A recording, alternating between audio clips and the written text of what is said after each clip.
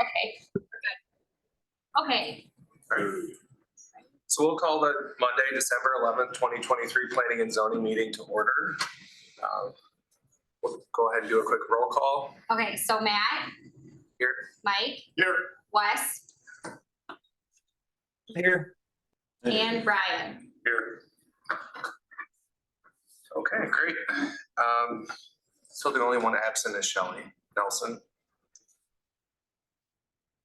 Can we get a motion to approve tonight's agenda? I'll second. All in favor? Aye. All right. Next, we'll move on to the minutes from our November 13th, 2023 Planning and Zoning meeting. Did anyone have any suggested changes? If not, we can make a motion. I'll make a motion. I'll second. Hopefully. You first. Okay. All in favor? Aye. Aye. Okay, moving on to the Crossroads Church site plan. So as I mentioned, we have Drew on the line. Drew, can you hear us? Yes, I can. Can you hear me? Sure can. So I guess I can give a quick introduction. I'm Drew Dignan with Anderson Bogert, part of the civil team for the Crossroads Church project on the corner of Thunder Hills Road and Ileana Drive. I hope I'm pronouncing that correctly. So they're moving the church over here. Pretty simple, really, just big parking lot to hold everybody. And we're doing basically, if you're looking at the PDF there, the red outline there would be the drive to access the site from Ileana, knowing that the city does not want any access to Thunder Hills Road.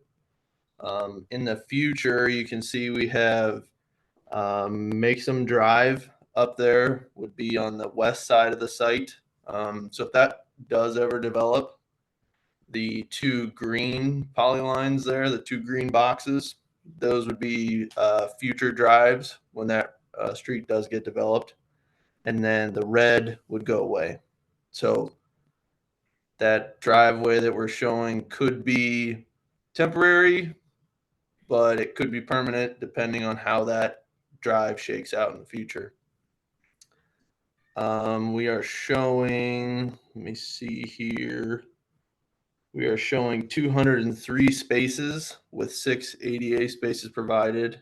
Kind of all concentrated up there at the front of the building.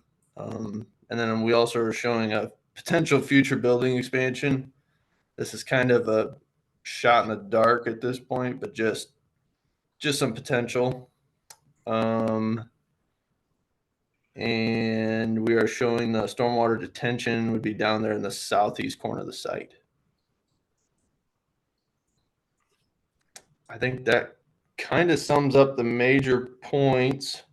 One more thing. So the building would be 2 stories.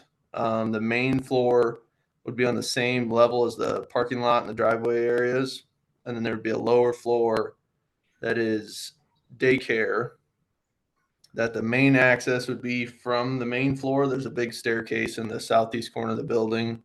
So the parents dropping kids off will come in through the front door of the church, walk through the building, go downstairs to a keyed access area and get in that way. But we are also showing on the far east side just a potential access from the parking lot directly to the daycare. So that have a couple of small sections of stairs. So you'd come out of the building in the basement or the lower level, go up a couple stairs, a little flat spot, up a couple stairs, and so on until you make it up to the drop-off area there. Other than that, I think that's it. Drew, how many square feet is the building? Oh, that is a good question. I think something about 15,000. Let me see. Oh, on my notes there, we're showing it as 8,300, but I'm pretty sure that's one floor, so then it ends up being 15,000. give or take.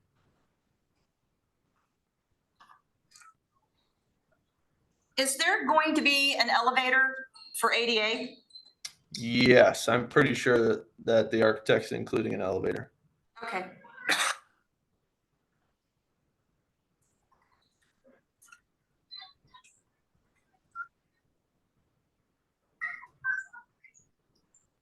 Then Drew, is there going to be sidewalks connecting those neighborhoods with those access roads, I'm assuming, for neighbors in that vicinity to walk to Crossroads? Not at this point, being that Thunder Hills or Ileana are not currently sidewalked. We did have a meeting with Annette and Steve, the city engineer, about that, just to kind of get their high level opinions. And at this point, being that neither of those roads are urban sections with sidewalks, we're not going to show that at this time. There is potential here that Ileana is going to shift to the north, just based on the plats, but that's all. It sounds like that's mostly developer driven when that actually goes through. So at that time, I would assume that would go urban, and then we could certainly provide connections at that point, maybe with phase two. When that Make Some Drive gets put in, we could run some sidewalk up there. This is Juliana where it is today, not proposed, moved. Correct. How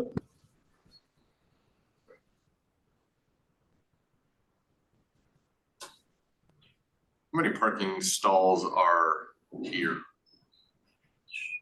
That is a very good question. At the current, or the existing Crossroads, do you know, Drew? Here at City Hall PCC? Yeah, I want to say they counted it. It was like 250, I think. okay, To get to the number that we got to with that 203 is it sounds like there's going to be roughly, they're anticipating anywhere from say 300 to 600 people at say large events like Christmas or Easter or whatever, potentially. okay, And assuming 3 to 4 people per car, that gets us down around that 150 to 200 range of basically cars showing up to the site. So that's kind of how we got to that 200 number. Just basically get as many spots as we could get. yeah, yep, okay, good. And then there is the potential that we don't have shown on here. It would be basically the far south of the parking lot. I'm going to call it the west section. There's potential there to add another, say I'm going to call it a dead end section of parking to get another approximately 40 stalls. If they say they build an addition and they go, holy smokes, we're out of spots. So then they could easily just build that pretty easily. Well, it's just, Dartbird became, and there's not a great, the nice part of Dartbird is it was on kind of more of a side street, you could say, right? Yes. There was places to park, but if here will be Thunder Hills. a little more interesting, Yeah. right? So, Exactly. And that's why we wanted to get as many spots as possible, just knowing that there's no options for overflow street parking. sure. Maybe details already, Drew, but just proposed playground right next to the road. I mean, I suspect plans to fence that all in then. Correct. Yeah, you're correct. There's no real details at this point. We just wanted to save a spot for it, basically. Yep. Just something to think about, right? I'm sure they would require that, but Oh yeah. Yep. I do want to add to that when Drew mentioned that there would be no access onto Thunder Hills yeah, Road. That was strictly in the preliminary plans for Cox Springs and Thunder Hills Road. The developer said absolutely no access onto those streets. So that's kind of why we steered them to Juliana. okay.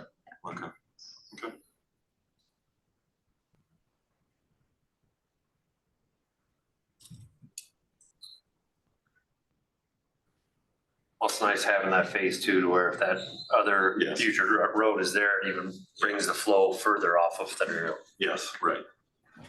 I think Drew can attest to this too, that if the cost hadn't come back so high, they probably would have They probably planned, would've. yeah. They probably would have done a little bit Oh, and more. actually done it.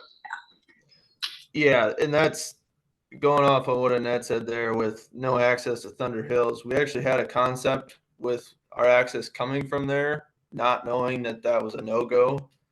And it was actually, the pricing on that was astronomical just with the amount of earthwork necessary to get that to work.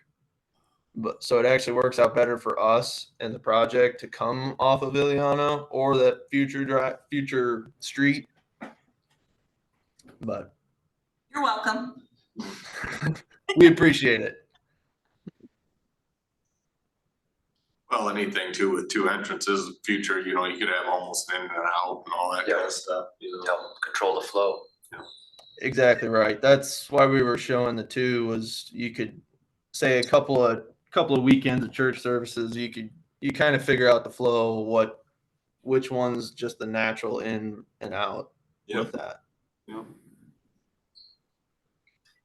I know I'm maybe getting a little ahead of myself, but I always look at kind of worst case scenarios where maybe it's not the worst case scenario, but if there's parking and the parking lot can't absorb it, if people were to park on the Maximus or drive, wherever that drive is there, I think it'd be good just to proactively, I think, put a sidewalk there that connects. I think it's always easier to do that right away than to backdate it in. I think from a safety standpoint, if there's anybody going to be walking, which I know I live fairly close to where this will be at, and I know people are I have neighbors who go to Crossroads and people are going to want to walk there.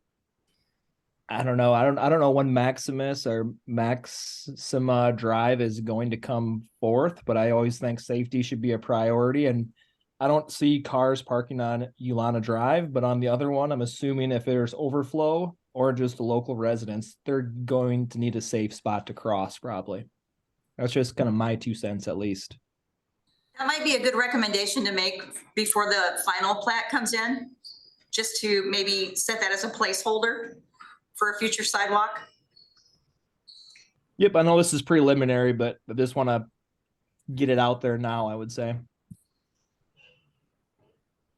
Yeah, and I think that'd be a good idea as well.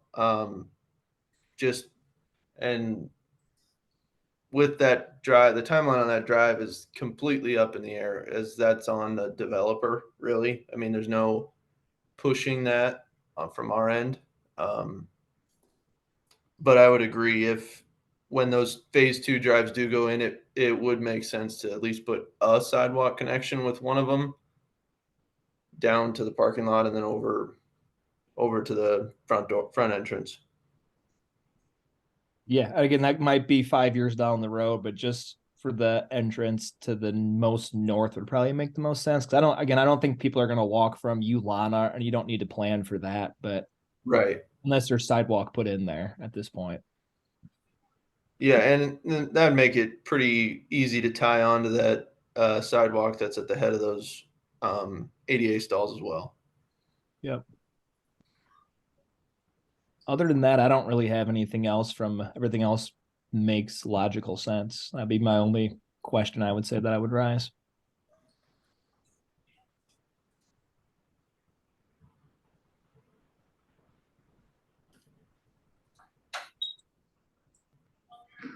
I agree. Would anybody like to make a motion? I'll make a motion to approve the Crossroads Church site preliminary plan. I'll second the motion to approve the preliminary Crossroads Church site plan. We're gonna take a voice vote as well. Okay, so Matt, Yes. Mike, Yes. Wes, Yes. Brian. Yes. Well, thanks, Drew. Appreciate Yeah, you very good, Drew. chiming in. Excellent. Thanks for joining. Not a problem. I appreciate the time. Thank you. Okay, next we'll Move on to Thunder Valley, place number 3. Currently listed as lot C. But it will This is just a replat. Normal replats normally come to you if it's 3 acres or more. This is considered a minor replat. But since it's a potential sell for the city, we decided, and at the surveyor's request, normally when they give us documents like this, we have to pass a resolution. So that means it comes through you first.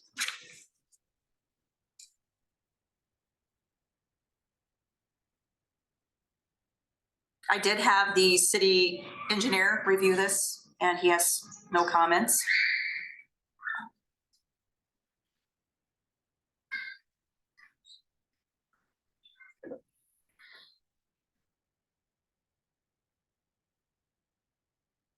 And just to understand, this is something the city is looking at purchasing, is that right? We're looking at selling it. So this will go into a closed session tomorrow night, so we kind of have to keep it pretty high level. Basically, what you're looking at, Wes, is just the section that's going to be potentially sold. And just to make sure that it adheres to our ordinances. And that's been reviewed by Steve Thompson of V&K. Yeah, if that's been reviewed, I don't have anything else that I would have concerns of when I was looking at it. It was actually surveyed by Justin Lau's surveying company, so. Which is another, I guess, way to look at it that's done correctly. Sounds good. I'll make a motion to approve the recommend approval for Thunder Valley, place number 3. Second. All in favor? Aye. Okay. Moving on to citizen comment. I don't know if we have anyone on Zoom. I do have some information to share. We have been doing a review of the zoning ordinance. I have been told by ECIA that Asbury is very close, if not almost finished, with just a revision of their code. We've been relying on them for a lot of information because we have a lot of similarities.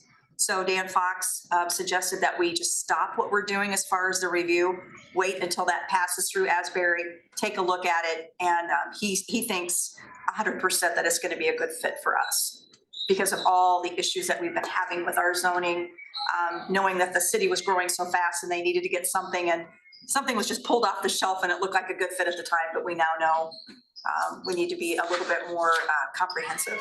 And I believe that Asbury's will be a good fit. So we may not have a January meeting. Probably will. Sounds good to me. So that's my update. Yeah, I think that's a good plan though. I mean, Yeah. if they're working on theirs. There's no sense in continuing. I mean, we can go back through and look at the PUD process, but I mean, that's just a filler. So if we have something that's light on the agenda, then maybe we can just look at that as being a filler. Okay? Good idea. That's great. I think some good work by this team. I mean, I think there's some good stuff there that Yeah, we don't lose either, right? right. We'll see right. what Asbury did, see if they have a similar maybe approach, And right? it's a good exercise. I mean, you know, having It is. Brian new, and I Yep. just think it's a good thing to have happen. Yep. Oh, one more thing.